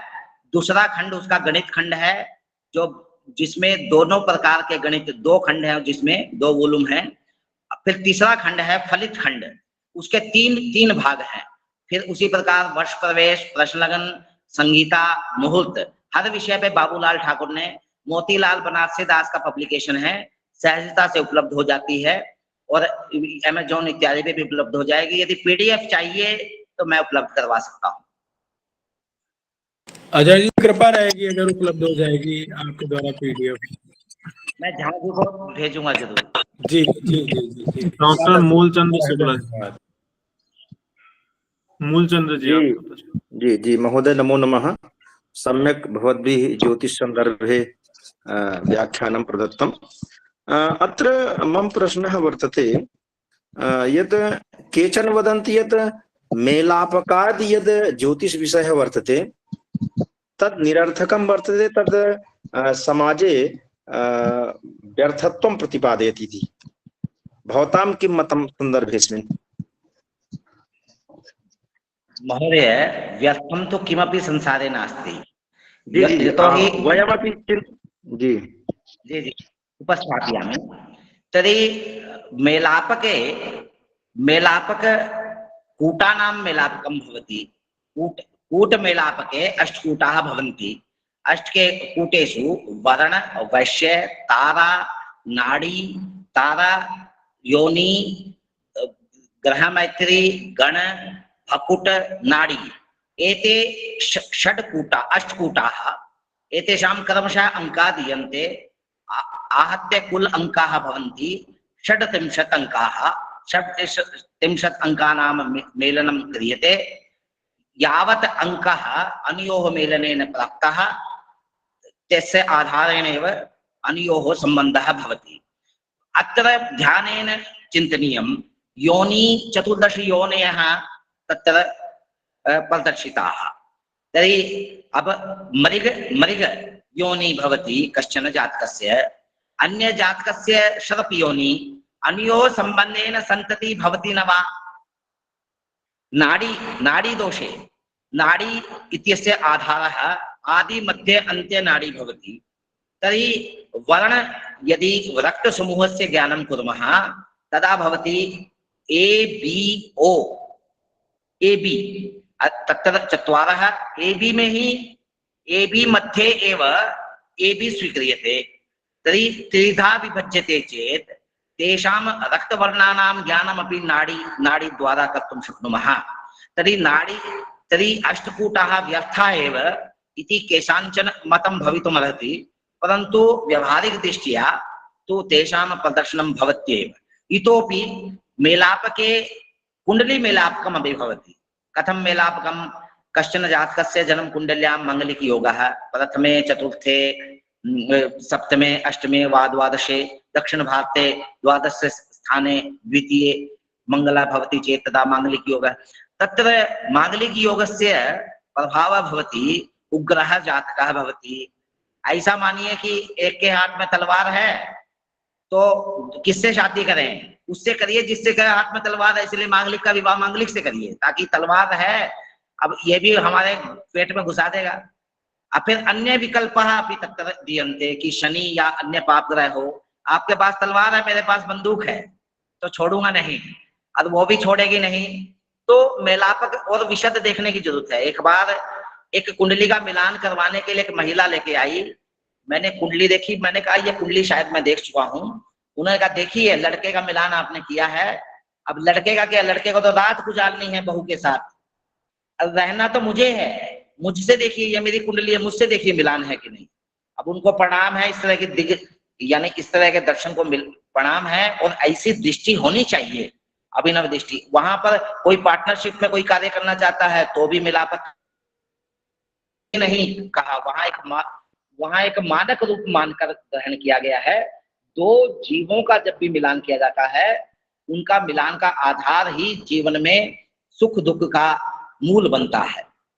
तो मेलापक बहुत महत्वपूर्ण है, और मेलापक विषयस्य ज्ञानम येषां पार्श्वे नास्ति ते किमपि वक्तुं शक्नुवन्ति, परंतु ये पठन्ति व्यवहारिक दृष्टिया पश्यन्ति तेषां प्रभावः दृश्यन्ते एव। विपिन जी, एक सवाल, एक प्रश्न मेरा भी है। मैं जानता हूं कि समय आपके पास बहुत कम है, लेकिन इतने बड़े विद्वान साथी, एक तो मैं शुरू से सुन नहीं पाया क्योंकि एक अन्यत्र कार्यक्रम चल रहा था, उसी में मैं किसी तरीके से कनेक्ट था, और मैं बहुत ही मतलब कोई लग रहा था एक अमूल्य राशि है, धन संपदा जो हाथ से निकली जा रही है। मेरा एक सामान्य प्रश्न है, जो मेरी उत्सुकता भी है कि ये जो नक्षत्र विज्ञान से ज्योतिष जो विज्ञान है, ज्योतिष शास्त्र, इसको ज्योतिष शास्त्र कहते हैं, एस्ट्रोलॉजी, और एस्ट्रोनॉमी जिसको नक्षत्र विज्ञान कहते हैं, तो भारतीय जो चिंतक हैं दोनों में क्या मत अंतर करते हैं, मूलतः क्या इसमें मत अंतर है? ये नरेश जी आप उत्तर देंगे, उससे पहले मैं कुछ सूचना दे दूं, क्योंकि फिर मैं रास्ते में आगे बढ़ूंगा तो हमारी आवाज आप तक नहीं आएगी। आज का जो अटेंडेंस है वो अटेंडेंस कल हम ओपन करेंगे, क्योंकि मैं अभी ओपन करने में सक्षम नहीं हूँ। और ये रमेश जी एवं अमित जी, आप आज का स्क्रीनशॉट अनिवार्य रूप से रख लीजिए। ये दो सूचना थी। तीसरी सूचना ये थी कि जितने भी पार्टिसिपेंट्स हैं उनमें विशेष रूप से जो अध्यापक हैं या रिसर्चर हैं, उनके लिए जो भी प्रस्तुति, इंटरेक्शन और अटेंडेंस ये अनिवार्य रूप से रहेगा ही, और ये सभी के लिए समान रूप से लागू रहेगा। और टेस्ट जो है वो इंक्लूडिंग स्टूडेंट सभी के लिए अनिवार्य रूप से रहेगा। इसमें जो भी शिथिलता करेंगे वो उनके लिए स्वयं वो जिम्मेवार होंगे। तो इसलिए मैं बार बार ये बात कह रहा हूँ, तो ये बात सभी ध्यान रखेंगे। प्रेजेंटेशन आदि से स्टूडेंट को थोड़ी सी शिथिलता दी गई है, क्योंकि वो छात्र है इस दृष्टि से। तो ये सभी ध्यान रखेंगे। बस मैं इतनी ही सूचना देना चाह रहा था, क्योंकि फिर बाद में मेरी वॉइस कट होने लगती इस कारण से। और अटेंडेंस आज वाली कल हो जाएगी सभी की। चलिए धन्यवाद। ये नरेश जी आप कंटिन्यू करिए। बहुत बहुत धन्यवाद झा जी। देखिए आचार्य जी, आपने बड़ा अद्भुत प्रश्न पूछा है। दो शब्द इंग्लिश में दिए जाते हैं, एस्ट्रोलॉजी और एस्ट्रोनॉमी। एस्ट्रोनॉमी के आधार पर जो एनालाइज करने की विधियां हैं उसको एस्ट्रोलॉजी कहते हैं। अब एस्ट्रोनॉमी क्या है? आकाश में अनेकों चमकीले तारे हैं, जिसमें चर और स्थिर तारे हैं। स्थिर तारों को एक निश्चित आकृति देते हैं जिसको हम कहते हैं राशि, और फिर और मिलाते हैं उसको हम कहते हैं नक्षत्र। अब कहते हैं कि देखिए नक्षत्रों की राशियों की आकृति में यदि 28 नक्षत्र 12 राशियां माने तो 40 आकृतियां हुई, परंतु सूर्य विज्ञप्ति, चंद्र विज्ञप्ति 100 प्रकार की आकृति मानता है, जो जैन धर्म के ग्रंथ है। और IAA इंटरनेशनल एस्ट्रोनॉमी एसोसिएशन जो नासा से संबद्ध है, वह 88 प्रकार की आकृति आकाश में कहता है। तो उन आकृतियों में ग्रह घूमता है और फल करता है, ऐसा हम आरोपित करते हैं फलित ज्योतिष में। वस्तुतः ग्रह नक्षत्रों में घूमता ही नहीं, और ग्रह किसी राशि में भी नहीं घूमता। ग्रह घूमता है अपनी कक्षा में। अपनी कक्षा में घूमते हुए वह किसी नक्षत्र और राशि के सम्मुख जाता है, और उसके सम्मुख जाने पर एक प्रभाव होता है, पूरे समष्टिगत रूप से एक प्रभाव होता है, वही प्रभाव दिखता है। जैसे अभी हो सकता है कि देखिए मैं अभी मुंह के आगे हाथ लगाया तो निश्चित रूप से मेरा चेहरा नहीं दिख रहा, तो वह तारा जब हमें नहीं दिखेगा, उनका एक संबंध हुआ। ये आरोप, इसी को रूपक भी कह सकते हैं, हमारे द्वारा एक आरोप किया गया कि भाई अश्विनी नक्षत्र में सूर्य बैठा है, तो फिर क्या कहने मेष राशि है और क्या गति होगी, क्या कहने मतलब वैद्य चिकित्सक इत्यादि वैवृत्ति वाला होगा, क्योंकि अश्विनी तो देवताओं के वैद्य रहे हैं। तो तमाम तरीके के द्वारा हमारे द्वारा जो एनालाइज करने की जो विधियां हैं, वो अन्वेषण, बहुत बार अन्वेषण होते रहे और निरंतर अन्वेषण हो रहे हैं इन विषयों पे। अब एक चीज और बहुत लोग कहते हैं, जैसे मेरे गुरुजी ही एक किताब लिखे हैं, एवरीथिंग इज प्री डिफाइंड। तो मैंने, हालांकि मैं उस किताब के उस सेंटेंस से 100% संबंध नहीं रखता, वाकयात नहीं रखता मैंने, क्योंकि मेरी दृष्टि है कि समथिंग इज प्री डिफाइंड और समथिंग इज अनडिफाइंड। सब कुछ पूर्व निर्धारित नहीं है, कुछ निर्धारित है, टाइम फ्रेम निर्धारित है, प्रकृति निर्धारित है। अभी मैंने पंखा नहीं चलाया, क्योंकि जितना मैं पंखा बंद रहने पर जितना अपना ये पोटेंशियल और काइनेटिक दोनों को यूज कर पाता हूँ, उतना शायद पंखा या एसी में मैं नहीं कर पाऊंगा। इसीलिए मैं, हो सकता है परंतु अन्य कोई मेरा मित्र होगा, वह बिना पंखे के या एसी के या कूलर के नहीं कह पाएगा।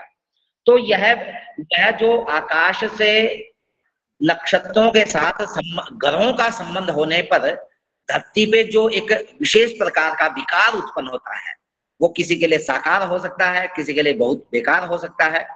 तो उसको हम पहले समाज पे लेते हैं समष्टिगत, जैसे उत्तर गोल में आने पर उत्तर भारत के लिए गर्मी और दक्षिण में जाने पर भारत के लिए ठंड। तो यदि व्यक्ति पे भी लेना चाहें तो व्यक्ति पे भी हम उसको ले सकते हैं, क्योंकि व्यक्तिगत भिन्नता हर व्यक्ति के कुंडली में ग्रहों की स्थिति है जो यह प्रदर्शित करती है कि इसके अंदर इस तरह का स्वभाव है।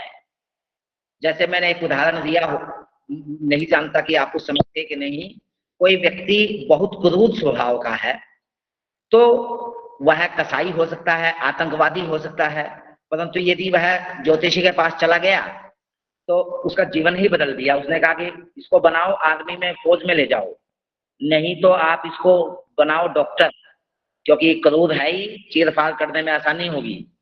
अब वही इसमें एक चीज जो बड़ी फ्रेम काम करती है, वह देश काल और परिस्थिति एनालाइज करते हो। राजा भोज गंगू तेली का नाम सब एक साथ लेते हैं, लेकिन बहुत कम लोग हैं नहीं जानते होंगे कि क्यों एक साथ नाम लेते हैं। दोनों ही भोज नगरी में पैदा हुए, दोनों के समय में 30 सेकंड का मात्र अंतर था। एक राजा भोज राजा के घर में पैदा हुए और गंगू तेली के घर में पैदा हुए। दोनों की कुंडली में समान योग थे, परंतु परिस्थिति दोनों की भिन्न थी। एक का पिता राजा था, दूसरे का पिता तेली था।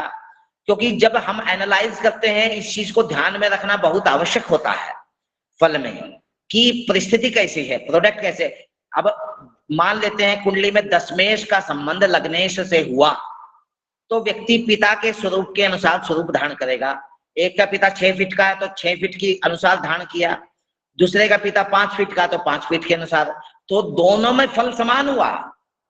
यानी मूल रूप से जो कहते हैं कि समथिंग इज डिफाइंड, वह हुआ, परंतु समथिंग इज अनडिफाइंड इसीलिए हो क्योंकि व्यक्ति पे वह भिन्न भिन्न फल हो गया। सेम योग होने पर दोनों जगह अलग अलग फल हुआ। तो यह देखिए, हालांकि मैंने प्रयास किया है, इतना बहुत अच्छा लगा। और नहीं बहुत भ्रांतियां, क्योंकि ये एक विज्ञान के रूप में ही है। हम तो आज वही, इसलिए तो मैंने कहा कि मैं कुछ बहुत जो मेरे हाथ में आ जाता मैं उसको मिस किया।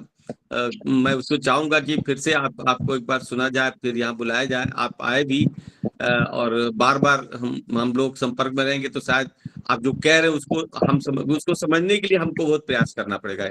आसानी से नहीं समझ में आएगी, क्योंकि आपने उसको अध्ययन करके प्राप्त किया है। हमें भी कुछ ना कुछ मेहनत करनी पड़ेगी, तभी वो समझ में आएगी। धन्यवाद सर, धन्यवाद। सर ये व्याख्यान तो ऑफलाइन मोड में होना चाहिए था, और सभी जातक जितने भी हैं वो आपको घेर कर बैठ लेते और जाने ही नहीं देते, अपनी अपनी कुंडली का फलादेश करके ही जाने देते। मैं विभाग के लिए कुछ पैसा भी कलेक्ट कर लेता, क्योंकि मैं इनसे मिलने नहीं देता बिल्कुल, जब तक विभाग के लिए कुछ देते नहीं आप लोग। सर ये भी ठीक है, दक्षिणा तो देनी चाहिए। गरीब विभाग है बिल्कुल सर, वहाँ दोनों काम हो जाते। हाँ ठीक है सर। ज्ञानार्जन भी हो जाता है और ये भी हो जाता धनार्जन भी हो जाता है। धनार्जन। बिल्कुल बिल्कुल सर, बहुत रुचिकर इनको- व्याख्यान था और इनको ये मैं- 1-2 और व्याख्यान ऐसे होने चाहिए। जरूर विपिन जरूर। और रमेश से मैं रिक्वेस्ट करूंगा कि सभी को एक बार सशरीर बुलाया जाए, फिजिकल मोड में बुलाया जाए। वैसे ये ठीक है। शास्त्र ही सर इतना व्यावहारिक है, जो सुबह हाँ। उठने से लेकर रात सोने तक का पूरा 24 घंटे तक का हाँ। व्यवधान माने व्यवस्थित करता है जीवनचर्या को। तो ये बिल्कुल, ऑफलाइन मोड में ही व्यवस्थित करेगा। हाँ, अच्छा रहेगा। इसको हम लोग करेंगे। इसमें मैडम की जो आंतरिक इच्छा है कि कुछ पैसा विभाग को देना चाह रही है और आपसे मिलके, तो हम उसका सम्मान करेंगे। निश्चित बहुत बहुत निश्चित सर। धन्यवाद डॉक्टर नरेश जी। आपने, मुझे लग रहा है, सभी एक उत्तम व्याख्यान के साथ साथ जो अलग अलग प्रतिभागियों की जो जिज्ञासाएं थी और आशाएं और भविष्य के लिए भी जगा दी हैं कि आपके माध्यम से जो क्या कहते हैं, न केवल एक अच्छा कार्यक्रम भविष्य में हम लोग करेंगे और जो अन्य लोगों के साथ मिलने का भी एक कार्यक्रम होगा, तो इसको हम यथाशीघ्र पूर्ण करने का प्रयास करेंगे। तो अब मैं कार्यक्रम के अंत में, क्योंकि समय अधिक हो रहा है, तो मैं अपने विभागाध्यक्ष प्रोफेसर रिपुसूदन सर से निवेदन करूंगा कि सर 2 मिनट में अपने आशीर्वचनों से हम सबको अनुग्रहित करें। हाँ नरेश जी, आप कुछ कह रहे हैं? जी एक मिनट। देखिए, एस्ट्रोफिजिक्स का एक ग्रंथ है अद्भुत, जिसमें गणित भी, फिजिक्स भी, केमिस्ट्री भी, मैथ्स भी, सभी का कॉम्बिनेशन है। भगवान सूर्य ने दिया है सूर्य सिद्धांत। उसकी कक्षा अभी 2 दिन पहले ही प्रारंभ हुई है, रविवार से सुबह 4 बजे जूम के माध्यम से कक्षा चलती है। यदि आप देंगे तो वह लिंक मैं शेयर कर दूंगा, जो सुबह 4 बजे। बिल्कुल, लिंक भेजिए आप। बिल्कुल, बहुत अच्छा रहेगा। नहीं, इस पर ही हम लोग कार्यक्रम करा लेंगे। उत्तर प्रदेश के अंदर भी बहुत ऐसे क्षेत्र हैं जहाँ सूर्य मंदिर बनाए गए, उसी को ध्यान में रखते हुए कोणार्क के साथ साथ उत्तर प्रदेश में बहुत सारे स्थान है जहाँ के सूर्य मंदिर बने हैं, अब भारत के विभिन्न स्थानों पर बने। अब आप आएंगे तो और उसके ऊपर हम लोग को जानकारी मिलेगी। और मैडम की इच्छा, तो मैं तो विभाग की तरफ से भाई इतने बड़े विद्वान का मैं स्वागत करता हूँ, धन्यवाद देता हूँ कि आपने इसी समूह में किया, आप लिंक आए। सर भेज देंगे। और हाँ, लिंक भी मिलेगा तो हम सबको उसको देंगे, आपसे जुड़ा जाए। और मैं प्रयास करूंगा कि अभी हम लोगों ने कुछ योजनाएं बनाई हैं। बहुत छोटा विभाग है, आप तो आए थे, भूमिगत है, हम अंडरग्राउंड है, और आप लोग तो थोड़ा सा पृथ्वी पर है, हम लोग भूमिगत होकर विभाग चला रहे हैं। लेकिन फिर भी मनोबल हमारा बहुत अच्छा लगता है जब आप आते हैं तो, और बढ़ता है। और ये इस कार्यक्रम, जितने भी कार्यक्रम हो रहे हैं, और खास तौर पर आप जैसे विद्वान आते हैं तो बहुत अच्छा लगता है, बहुत जानकारियां मिलती हैं, बहुत भारतीय संस्कृति को समझने का जरिया एक आप बनते हैं। हम भी विभाग की तरफ से चाहते हैं कि भारतीय संस्कृति को सकारात्मक रूप से देखा जाए, क्योंकि अब तक कभी जो बहुत सारे विचार थे हमारे एस्ट्रोनॉमी पर, एस्ट्रोलॉजी को एक तरह से हम लोग आउटडेटेड घोषित कर देते थे, क्योंकि हमने उसके बारे में समझा नहीं। हम अनुवाद कर देते हैं और पश्चिम की नकल में ही अनुवाद करते हैं, हम उनके दृष्टि से हम अनुवाद करते हैं। जब भारतीय भाषाओं में, भारतीय शब्दों में, भारतीय में हम उसका अर्थ निकालेंगे तो शायद पश्चिम के लोग हमारे अर्थों के अनुकूल उसका अनुवाद करेंगे। तो ये हम लोग का प्रयास भी है, और विश्वास है कि हम बहुत जल्दी मिलेंगे भी। और ये अभी 5 तारीख को इसका समापन है। एक बहुत अच्छा अनुभव रहा। अभी भी कुछ विद्वान साथी जुड़ेंगे, और आगे चल के हम लोग प्रयास करेंगे कि सब लोग जितने कम से कम इसमें जुड़े हुए लिखें, हम लोग कुछ ऐसा काम करें, कुछ ग्रंथ निकल जाए, और साथ साथ में एक बार मिले और एक भारतीय ज्ञान परंपरा पर मतलब हम लोग, क्योंकि जितना विषय था वो सब भारतीय ज्ञान परंपरा पर निकल के आया है, तो एक हम लोग बहुत अच्छा एक संगोष्ठी करेंगे, राष्ट्रीय अंतर्राष्ट्रीय स्तर की संगोष्ठी करेंगे। और विश्वास है कि जो संस्कृत, क्योंकि संस्कृत एक माध्यम बना है, संस्कृत से ही जो ब्रिटिश ओरिएंटलिज्म की शुरुआत भी संस्कृत से हुई। जो जोन्स आता है वो संस्कृत के विद्वानों से यहाँ के सारे साहित्य का अनुवाद करा लेता है, और जो अनुवाद कराने के बाद उसकी व्याख्याएं ये लोग गलत करते हैं, जिसको ब्रिटिश ओरिएंटलिज्म या यूरोपियन ओरिएंटलिज्म कहते हैं। बाद में अमेरिकन ने 1945 के बाद से अमेरिकन ओरिएंटलिज्म वो करने लगे। यानी कि हमसे संस्कृत के विद्वानों से जानकारियां ली, लेकिन व्याख्याएं अपने हिसाब से की। अब ये समय आ गया है। अब मुझे अभी लगता है कि संस्कृत विभाग का खोला जाना क्यों महत्वपूर्ण है, कोई एक भाषा, एक लैंग्वेज का मसला नहीं है, ये पूरी एक परंपरा को आगे बढ़ाने के लिए एक हमारा प्रयास है। और उसी प्रयास से मैं तो वैश्विक राजनीति का व्यक्ति हूँ, मैं राजनीति विज्ञान का छात्र हूँ, लेकिन मैंने इसके महत्व को समझा है। मैं जब तक हूँ मुझे लग रहा है कि ये बातें आनी चाहिए, और राष्ट्रीय और अंतर्राष्ट्रीय उसमें पटल पर विभाग, हमारा छोटा ही विभाग अगर अपनी कोई एक योगदान दे पाएगा तो हमारे विभाग की और हमारे विश्वविद्यालय की सफलता होगी। धन्यवाद। सर, आपका संस्थान भूमिगत है और भूमिगत नींव ही सबसे ज्यादा मजबूत होती है सर, उसी के ऊपर हमारा सबका भवन जो है आश्रित है। तो आपको सर दो बहुत हीरे बहुत जवाहरात हैं, आप इतना नितिन और सार्थक प्रयास रमेश। कर रहे हैं। हाँ, ये जो हमारे पास ज्वेल्स है ना, ये संभवतः इसी कारण ही हम लोग कर भी पा रहे हैं। थैंक यू, धन्यवाद। धन्यवाद। एक बार सभी अपना चित्र वीडियो माध्यम से खोलेंगे तो हम उनका स्क्रीनशॉट ले लेंगे। जिन्होंने अभी तक ओपन किया था उनकी आ गई है, कोई बचे हों तो।